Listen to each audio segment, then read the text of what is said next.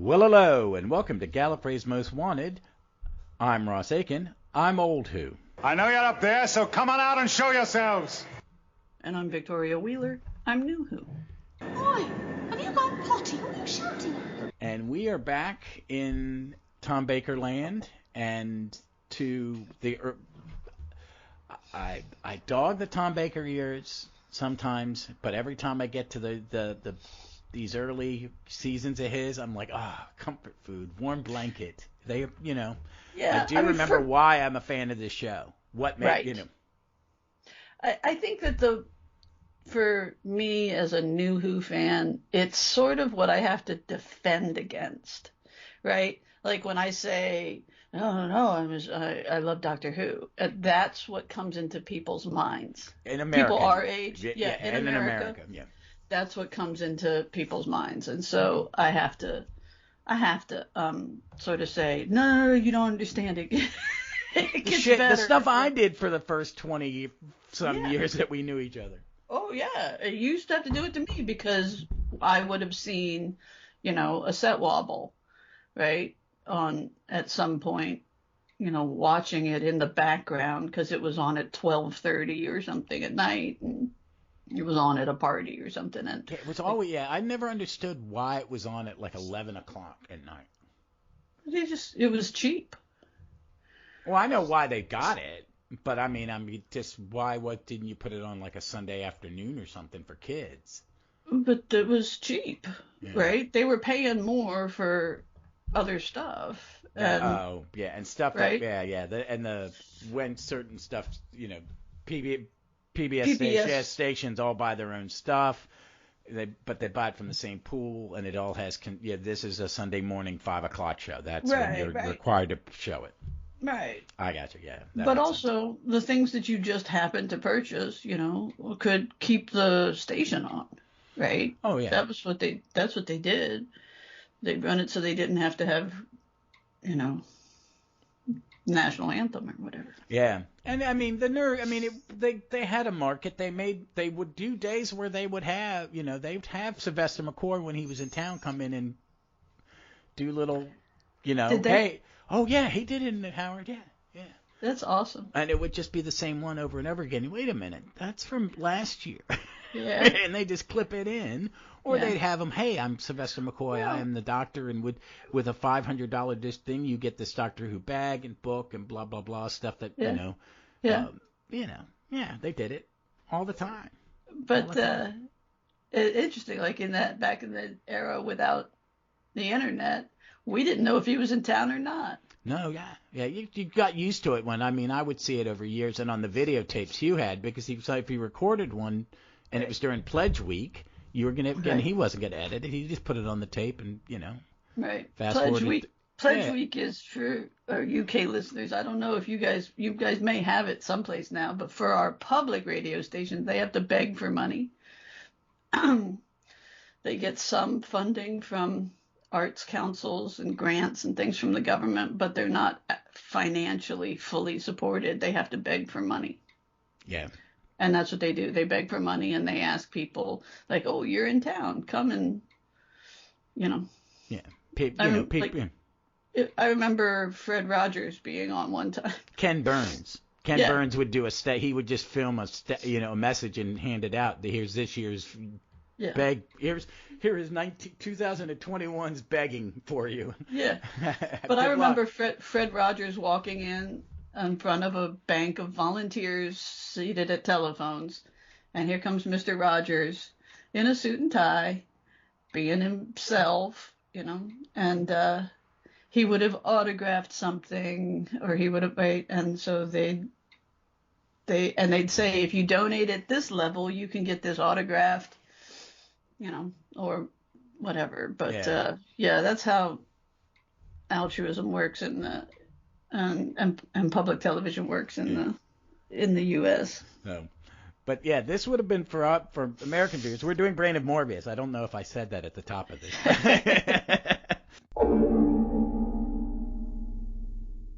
The Brain of Morbius, serial 4K. Writer Robin Bland. Actually, Terrence Dicks and Robert Holmes. Director Christopher Barry. Producer Philip Hinchcliffe. Script editor, Robert Holmes. Originally aired January 3rd, 1976 through January 24th, 1976.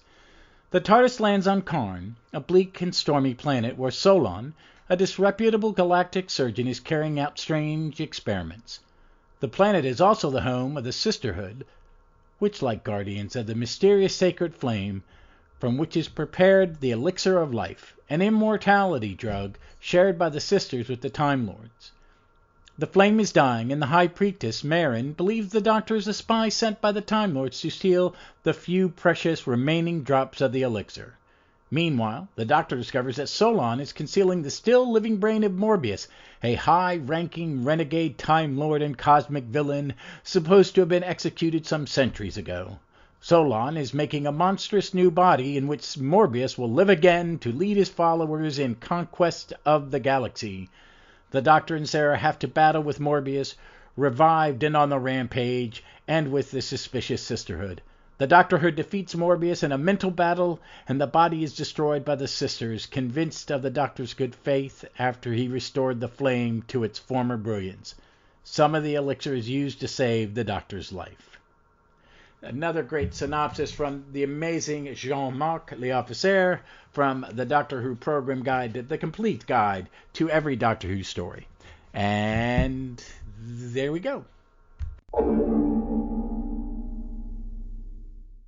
But it is one of those ones that, especially for where I grew up, it started in Baltimore, it moved to one PBS, and then eventually with Howard University's channel was the one I think that just showed it when they had everything. They finally bought everything they could. Once that was sold, because it was they got it when they sold it. So I would have seen this in episode form with Howard De Silva going, "Last week on Doctor Who, will Sarah survive Chando's bad makeup?" And stuff like that. And then I probably watch it most as a movie, as an omnibus. Yeah. It is comfort food. It does. I see it. I'm happy. I do. But I do really like this one a great deal. One, it's Philip Maddock as Solon. He's amazing. And every time he appears, he's great in the Crotons. He's good in oh my God, the key to Tommy one, Power of Krull. But I just love him in this, and this one just kind of works. I don't find it padded. I think it works in episode form with the cliffhangers are pretty good. There's some, I don't think we were supposed to see this on a 42-inch high-definition television. Right. Yeah. I mean, that's the only thing I get now and makes me chuckle is like the women's spears that are shaped like flames. You can see that they're pieces of, ply, very thin plywood painted red. Yeah. But I enjoy this one. It's a good story. It is, if you want to say give the perfect example of a Hinchcliffe-Holmes Doctor Who story, it would be this one. Yes. Because this has all the let's steal from the greats on multiple levels. I think it's more than just Frankenstein. I mean, I think the Sisterhood of Khan is like a Quatermain story, like She, the mystical natives, even though they were just all posh white women from England instead of It's fascinating how that makeup makes them all look alike, right? So that the woman who did it in the Eighth Doctor. Not Eighth Doctor. The Eighth Doctor one.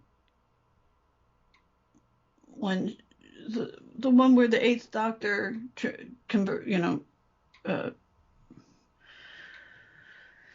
Okay, no, go ahead.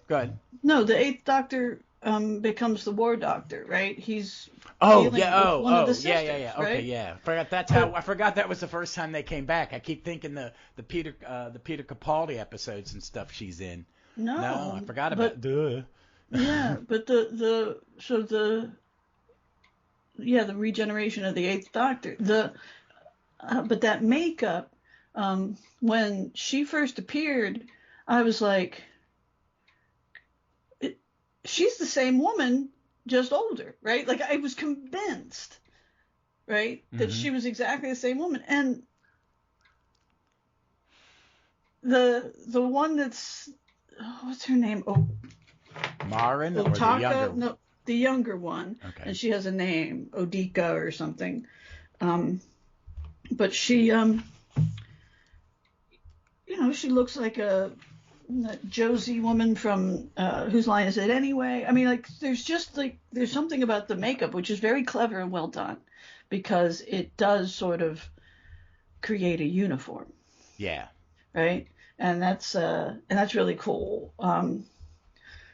Right? And there's nothing, I don't think there's anything too terrible about the Sisterhood. I mean, I think the Sisterhood looks a lot like any Sears or anything we know out of ancient Greece. They're not. A lot of times when they do that, they kind of pull cultural appropriations now. Exactly. And this time they really don't. It's just, it could be ancient Rome. It could be this. Exactly. Yeah, it's just, it's something that occurs in various civilizations, and it occurred in this one. Yeah. And so they handle it really well. Yeah, without the sort of ugly appropriation stuff. Yeah. And it gives you a counterbalance. I like the Sisterhood of Kron as a counterbalance to the Frankenstein sort of story. Well, but also for the Time Lords, that they're like, the Time Lords are science, and the Sisterhood are mysticism or religion. Right. Yeah. So this is where the people are faking, because I mean that. Although and it's probably delved in more in written fiction, prose fiction of Doctor Who. That right. I mean, I can't be the first person to see that.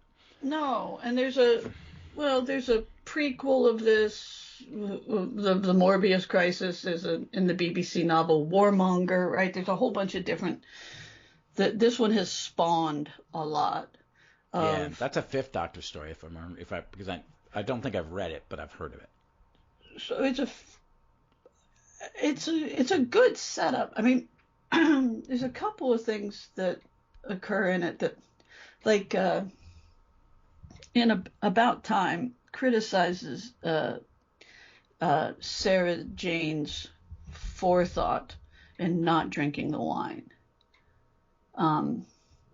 Right? The doctor drinks the wine that has the Mickey in it and passes out, and Sarah pretends to, and they're like she would have known. And what I wanted to say is, if you're given wine by a guy with that haircut, you don't drink it, right? No woman would. Right? Yeah. You've been brought into this house on another planet.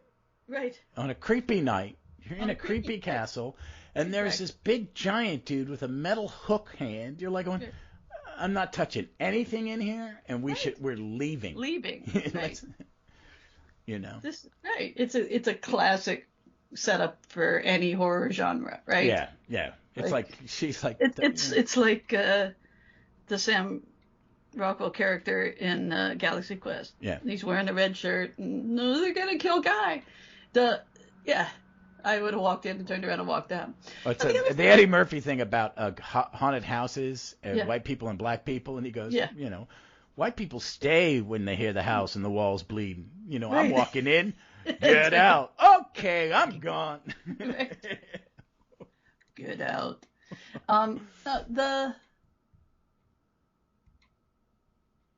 The thing, my daughter just read Frankenstein and just went through this whole sort of gothic, romantic fiction, right? These different genres. And we had a lot of discussions about Frankenstein because, for a kid her age, that's big deal fiction, and it's the OG horror, right? Like it's the original, and she was fascinated. And so we had a lot of conversations about it. And so I watched, right, we talk about art and experiencing it through the lens, right? I had just had long conversations about Frankenstein. And so there was there were a couple of things that sort of jumped, like the sculpted heads, right? Like it was like Chekhov's bust. Yeah. Right? Like, that's the other thing. You're like, this guy's got some head fetishes, right? Like, so there's some stuff in it that sort of really leapt out at me through that lens. But it is, sort of the opposite of the body horror. It's what can we attempt and what can we accomplish with science. Yes. And the showing, is it right or wrong? Is it right or wrong? Right. Yeah. The question and the morality of it. And it's the doctor doesn't object to it. No. Right? No. Like he objects to who wants to do it. No, he objects to who he's going to do it for. Oh, on behalf yeah, but that's what I mean. right? Yeah, like Yeah. why would you want to keep that psycho alive? Right. But I thought it was interesting that he doesn't object to the reanimation. Right? That there's not there's not, like, he's more of a scientist and more of a it's more of a curiosity in this one than there is in some of the other ones. But he objects to the way the sisterhood does it. Yeah. Because but his thing with that is it's immortality where nothing changes. Right. Where he's science, he sees the opposite. He sees Solon's thing is, oh, okay, Right. Like, I've read your book.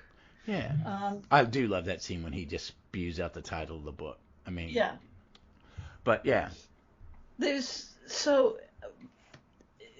His comfort level with it, I found a little disturbing, right? Like, at some level, I'm not yes, I think that's exactly how the writers thought about it, and I think that's how the doctor probably thinks about it. That the Time Lords are based in science, and these women are just witchy about it, right? They're not, right? Like, he says, this is a simple matter of throwing a firecracker into this. This is not a god that exists in your wall, right? This is, right, there is a scientific answer to why the flame is diminishing, and we can fix it with science and with the simple understanding of chemical compounds, right? But the Time Lords are at odds with this ally that they need, right? They need this juice of immortality, and so they have to have this uneasy alliance with the sisterhood, because they don't trust them because they're witchy and they have these uncivilized beliefs, right? Yeah. But at some level, it's like there's this telekinesis thing that they can do, and they can't do it to the doctors to the Time Lords, because the Time Lords can control their mind and lock them out. And I'm like, how scientific is that? Right? Like, that's just, right? Like, that's not science. That's just using the same power against them, right? Like, so there wants to be this, there is this tone of dismissiveness from the Time Lords, but I love that they need them, right? Yeah. It's balanced by their need of them. So it's interesting. Yeah. It's a decent story, yeah. And there's a mutual respect. Like, this is their sister species. You know what I mean? They're very close. Yeah. They're one of the older species in the universe. Right. And so they've had to come to this uneasy alliance with them. Yeah. And he talks about, it's like when he turns to her and goes to the head one, it's like, you must have been very old when the elixir was discovered. Yeah. Because nothing changes here, and you haven't changed. Yeah. How it might, because it slows down, aging. And it becomes, that's how cults begin. You know what I mean? That it's something you did to stay alive, and then you ritualize it.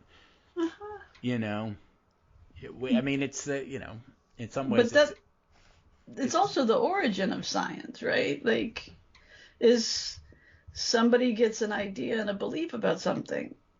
Mm-hmm. Yeah. And they go with it. For example, I'm just going to segue here for a second, because my current obsession is bees, because I'm getting honeybees. And so I just took a class, and I'm doing all this reading and thinking about bees. And the strangest thing to me is that bees are what's called eusocial, which is EUSOCIAL. And so if you think about the, ants and termites and bees, certain species of bees that have this queen who does the perpetuation of the species, and all work towards the common good. And the common good is perpetuation of the species, right? Well, Darwin had a terrible time with it. Darwin can't really explain it, because the honeybees and the ants, the workers, act out of altruism. And Darwin can't explain altruism. Because he's a scientist. Right? Yeah. And so that's the thing. Yeah, because the idea that there's something that you can't explain. Right. Why would you do that? Why would you do that? That makes no sense. It's the Ayn Randian kind of thing, too. Yes, exactly. Which people go, why do you object to it so much? It's like, because you should be better than that. Right. Well, I got to tell you, honeybees cost more money than chickens. Okay? They're more expensive to get. The setup is very expensive. The treatment of it is very expensive. And I'm doing this knowing that I'm not going to get any honey out of it. I might get a little bit, but it's not why I'm doing it. I'm doing it because we need bees. We need bees. And we need educated people who are keeping them alive, right? Because uneducated people are contributing to their demise, because they think, oh, well, these are natural beings and they should, and nature will follow its course and they'll be fine if I set up a beehive. And, they're not natural to this hemisphere, right? They're not native.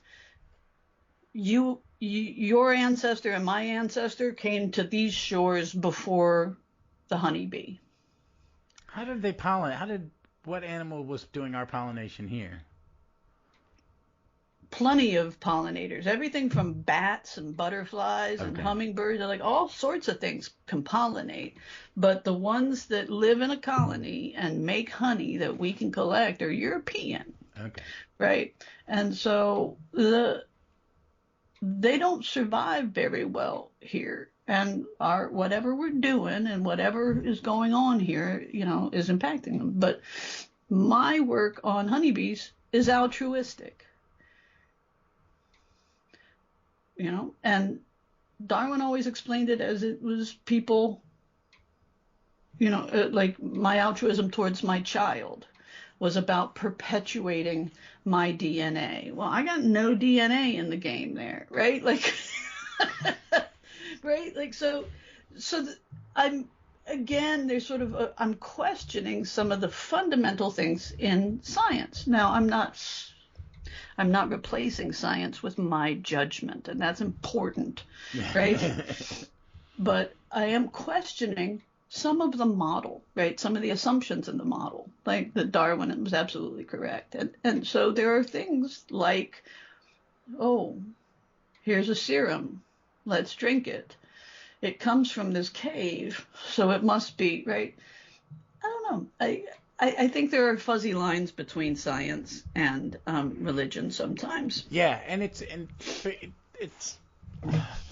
and I've talked about the growing up in the church and having a scientist as my pastor. Right. He was a scientist first. Right. That they are not mutually exclusive. They can live together, and it's probably better for both. Yeah. If in their Venn diagram the overlap was a little bit more. Men of science who believe in evolution do believe in God and a higher power. Right. Because they or at least the teachings. Because they also because they get why a species would be altruistic. Right. Because it's necessary. Right. For survival. Right. Where Right. Darwin, Right. no, it should only be the math. Right. No. Well, I mean, Darwin really wrestled with this. His wife was highly religious, right? So he didn't publish Origin of the Species for many years because his wife had so many problems with him and kept urging him to think about it. But I think what it does is that it can influence the ethics. Yes. Right? Particularly whatever our forms of religion, on this planet currently are. I mean, I think that they are there to balance out some of our baser natures, greed, right? And therefore altruism is the opposite of that. But I think you can get some ethical response to it rather than science for science sake. And that's what Frankenstein, that's what Solon is about, is science for science sake. Yes. I was just a little surprised at the sort of tacit approval that the doctor gives it. Because I get it, and especially with Tom's doctor, that he is very much the Pertwee scientist was, yes, I'm a scientist. You know what I mean?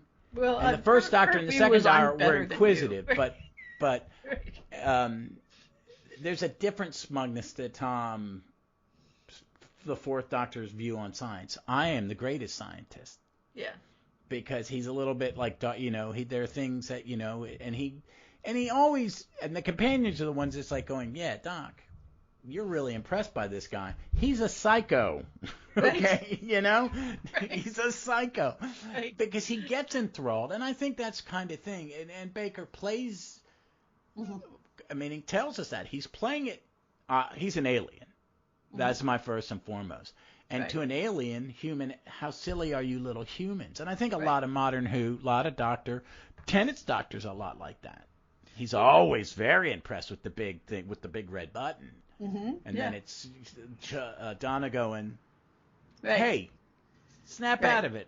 Right. It's what Tennant's doctor always needed his companion. And Sarah Jane plays that role for Baker in this story. Yeah. Right? Because she's like, creepy guy.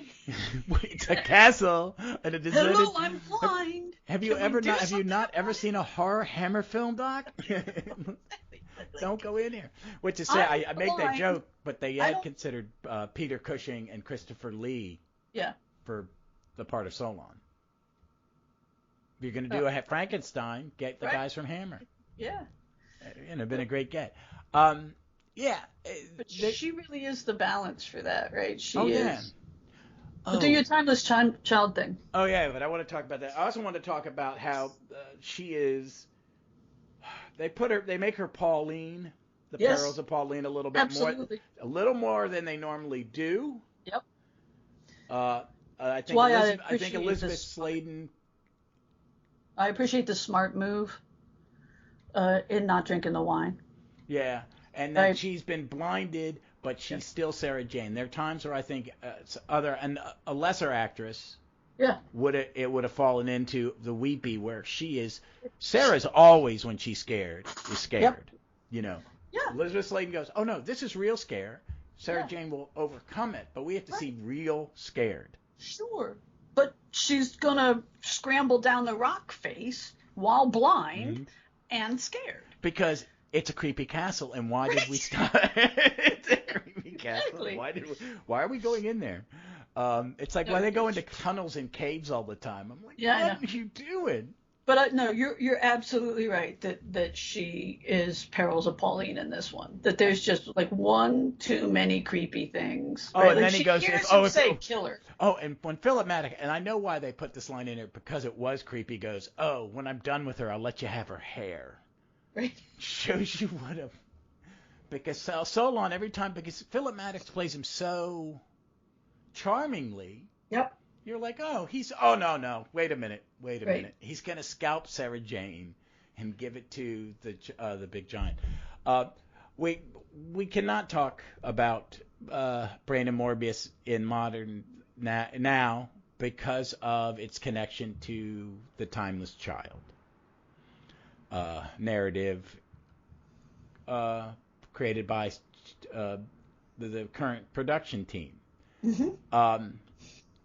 And I'm going to make a snarky comment about that, and then we'll discuss it a little more seriously, is people complain about Timeless Child is because you're wedging things into continuity. That's what this is. It is not inferred that all those old faces are Morbius's. It is inferred that they are both or the doc of theirs, or the doctors. Yeah. Or, I don't see it as Morbius at all. I don't see it as Morbius at all. I see it as... You always read it as previous incarnations of the Doctor? Absolutely. Okay. Yeah. Everybody wanted it to because we wanted to write it out. Right. You know, they needed to, at different times after this, they refer to first, second, third, and they start numbering the incarnations a little more because there are more of them. Okay, yeah. You know, and it's a natural thing. It's like, you know, Star Trek, we're on our fourth Kirk. Right. Well, because we are, I mean, we're on our fourth Kirk because of Doctor Who. Oh, yeah, that you can recast. You can recast, and Doctor Who proved that. But Bond did too. I mean, the English go, screw it, just put another person in the role. Didn't Doctor Who do it first? No. Well, maybe about the same time. I'd have to look. I'm not sure. It's close. It's really close. No is 64. No. And when is more? Oh, it did it way first because it's almost 1970. It's 1970. 68 or 69 because I think Diamonds Are Forever is 69 or no. Wait a second. I think that one's 71.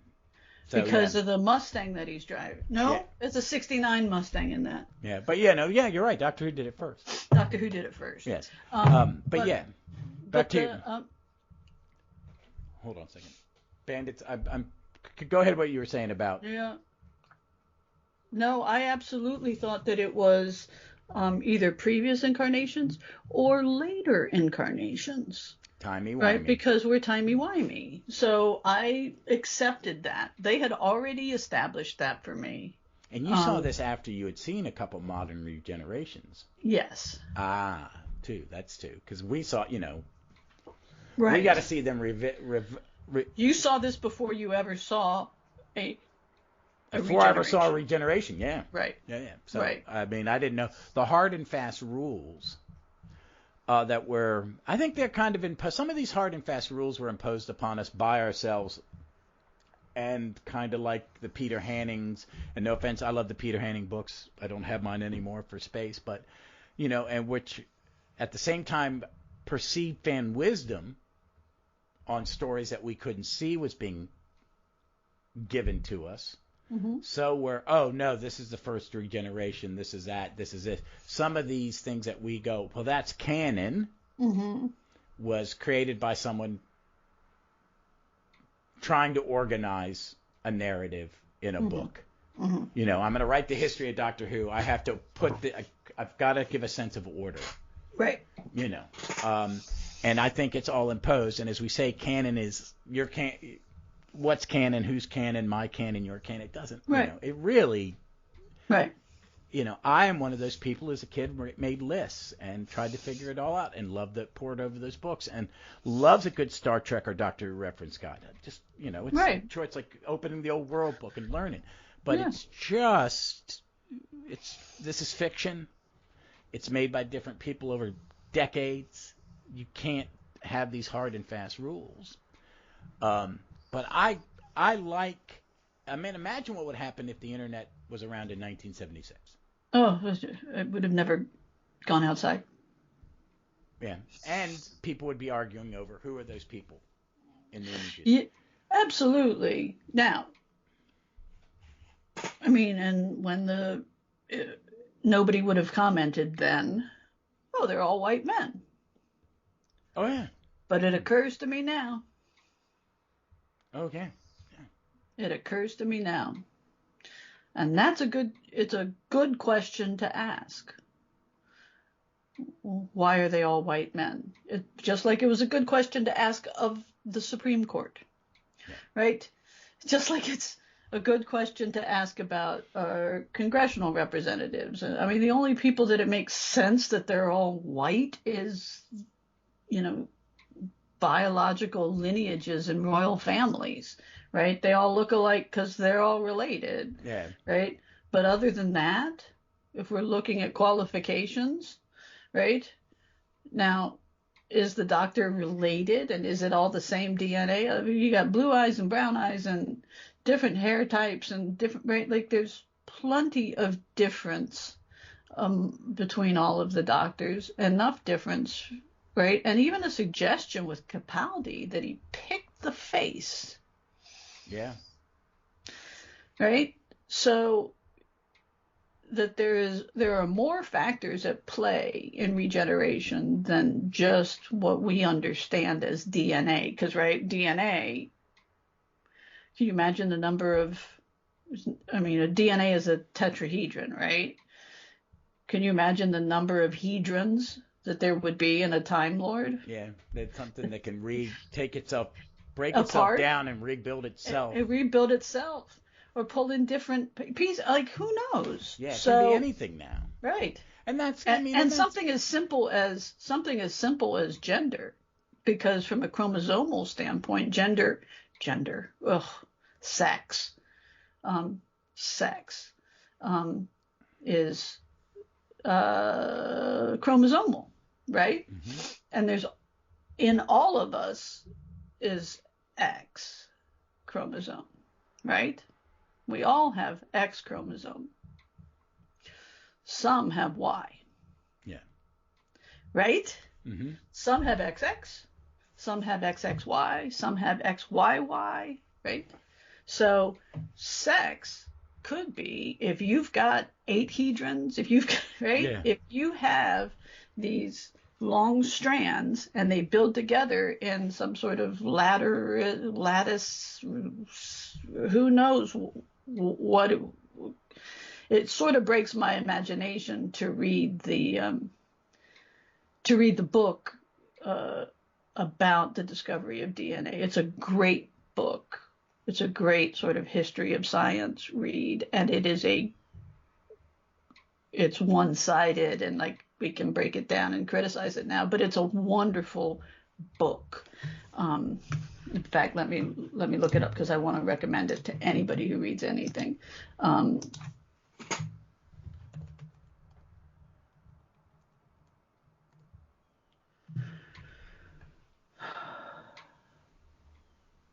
The Double Helix by James D. Watson. It's his personal account of the discovery of the structure of DNA. It's a short book. It's only like 120 pages. It says it's 226 pages. It's a pretty short book. But yeah, it would seem to me that aspects of sex would be an easy change. Yeah. But yeah, we got to think about who's making this. I mean, Terrence Dicks, kind of somewhat conservative white guy. Yeah. He wrote it. He wanted his name. 1975. Nobody was right. Oh yeah, no one was that thinking. But now I like this one even more because it does tie into the Timeless Child. Because I like Jeff has said I like add mystery back into them. Quit explaining stuff. Exactly. Stop explaining. Stop trying to create. You just need to. I liked it. They added the Time Lords and they keep bringing them back, and they're always these dicks. They're never, you know what I mean? The whole society is, and I find it a little bit. It would have been better if we see less of them. I prefer less Time Lords. Right. But it's like it's that one woman that looks at David Tennant intently, and we're like, is that his mother? Is that his right? Like, who is that? Susan? Is it right? But it's this brilliant because all of the mystery is still there. Yeah. Yeah, right? I don't want it all. Someone goes, are they going to explain the Timeless Child at the end? It's like, I don't, Davies might just ignore it. It's not his, it's not, maybe if he's interested in it, he'll touch on it. I don't know if Chibnall's going to tie it up. I don't think he should. Not too neatly, yeah. Yeah, just, maybe put some more doubt in it because, you did get the information from the master. Right. Okay? That's my thing is, I'm thinking as someone is it true, not true, or is it somewhere in between? which would make it, for me, which makes the mystery better.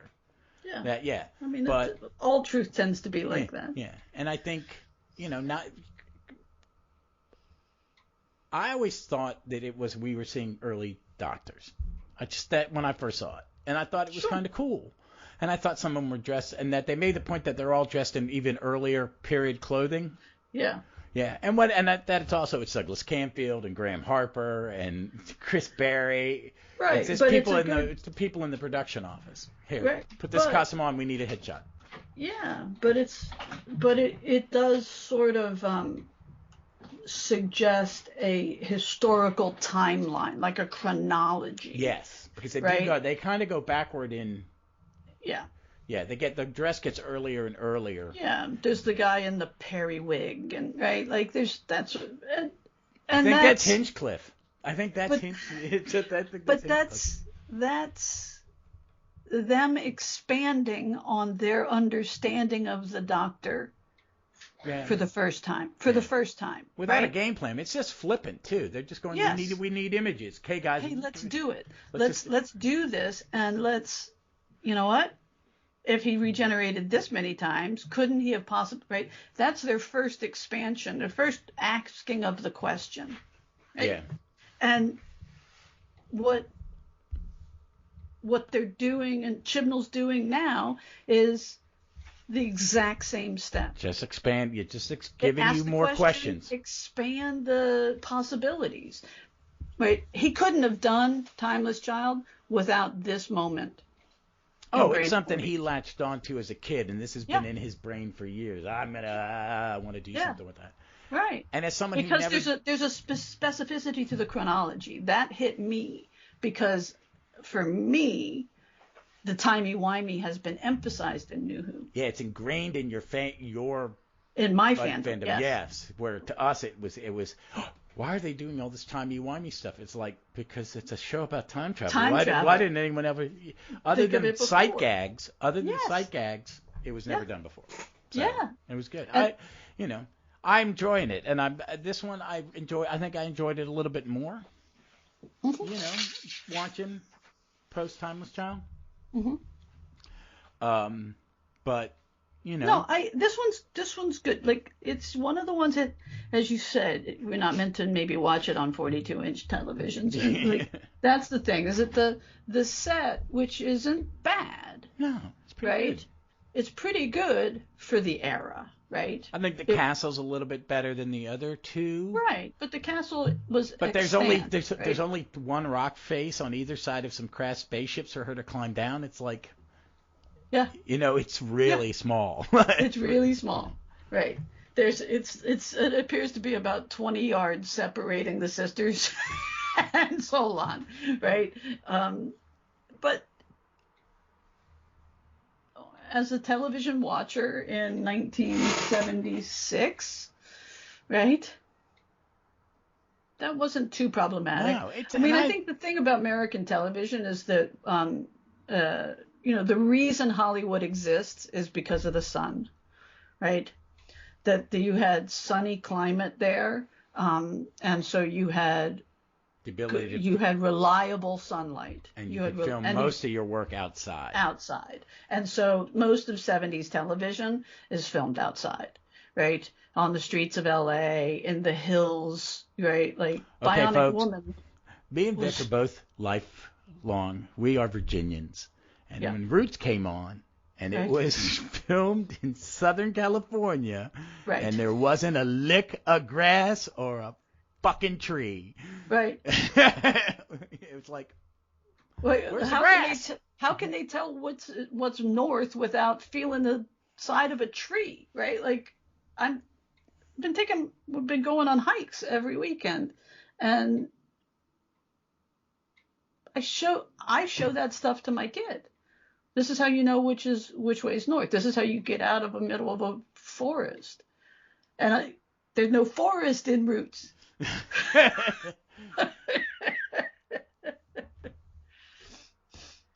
Oh my God. But that's why Charlie Chaplin moved out there, right? It's why they built they want to say the name D.W. Griffiths, but that's why he built studios with ceilings that you could open up because nothing was better than sunlight. Oh, right? yeah. And it's true when you're taking a selfie, and it's, and it's true when you're posing for your wedding photographs, and but I don't know how they do selfies and wedding photographs in the UK. Right? Because you don't have reliable sunlight. It's it's a crapshoot of what you're gonna get. Yeah. It's like it's why Paramount Pictures moved from Long Island to L.A.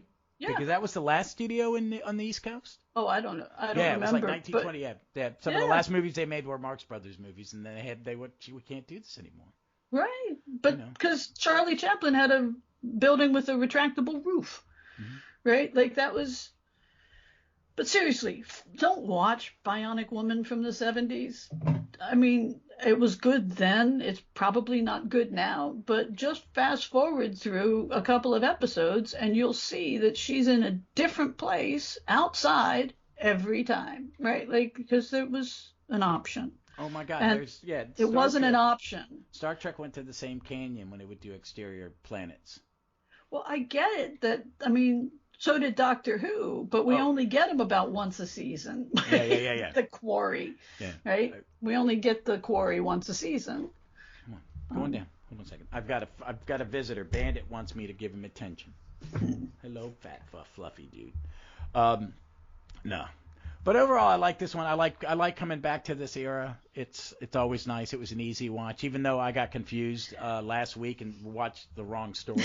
You did. I put my book, and it's all because I put my bookmark in About Time at the wrong spot, and I forgot we hadn't done this.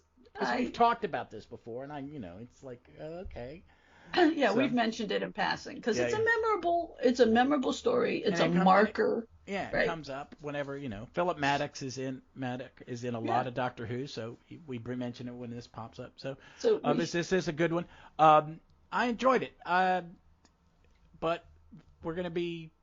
Let me wrap this up. Oh, hold on, I want to talk about something. All right, real quick. I saw a tweet this week that was the height of ridiculousness. I mean, we talk about people who say that they don't like the direction that Doctor Who's gone, and that they don't like the you make the Doctor a woman and blah blah.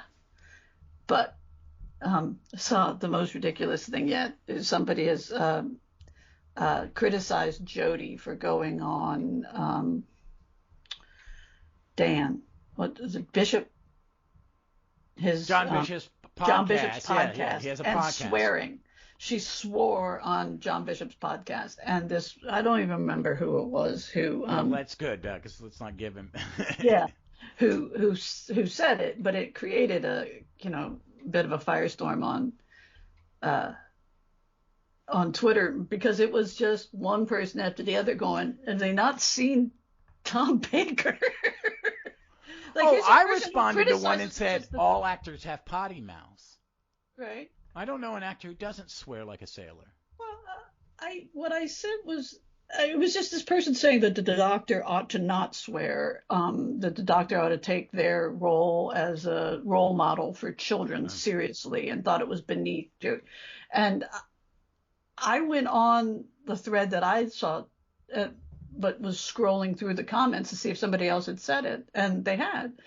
She swore when she was on David Tennant's podcast, in which he swears, right? Like 2 years ago. Like, I don't understand people. If you think that misogyny doesn't inform people's attitudes, right? This Twitter thread that showed outtakes of Pertwee, interviews with Tom Baker. I don't know that there was a Sylvester McCoy, right? But there were so many. It was almost like having a video of every Doctor swearing. Like you could put together a compilation of the actors who played the Doctor. There is a clip of Sarah Jane, of Elizabeth Sling. She's being interviewed by Ian Levine for one of the documentaries on the Blu-ray. Uh-huh. And he's asked, and it's an outtake where he's asked about, the short shorts climbing up, and she goes, "Oh, come on, Ian, you climb up a ladder with a Dalek up your fucking ass." Yeah, Sarah Jane, sweet Sarah Jane. Right. Right. I mean, how many people from Yorkshire swear, right? Like, she swears so naturally and so interwoven into her cadence of speech that it seems like any person from Yorkshire who doesn't swear like that would sound weird to me, right? Like, I don't know many people from Yorkshire. My kid's viola teacher.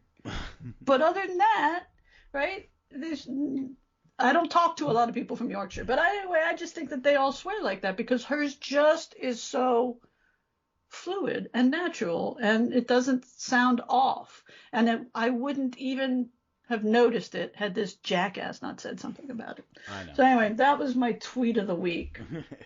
Misogyny reigns. Yeah, it's ridiculous. But hey, folks, for us, me and Vic are gonna record again next week because we getting some stuff done, and we will be watching Modern Undead. So I'm kind of looking. Turlo, yeah, introducing to Turlo. The Brig's back. It's not a bad. It's one I kind of enjoy. I'm looking forward to that one. They get outside. Yes, it's a lot of outside. It is, and then a lot it's a of lot outside. in some really tacky hotel hallway, it seems like. Corridors, yeah. It is. So, but we'll be back with that. Me and Jeff are trying to figure out what our next Runtable will be. We've got some ideas. We've both been listening to a lot of Big Finish. I'm playing catch up. I'm listening to the War Doctor box set that has Katie Manning and Sarah Sutton in it, which is whenever we have Derek Jacobi as the master, the stories are incredibly frickin' dark. And I love them. So, but folks, we'll be back next week. You can find us on Twitter at Gallifrey's MW Pod or at Runtable Report. And, until we're back, we look forward to seeing you somewhere in time or space.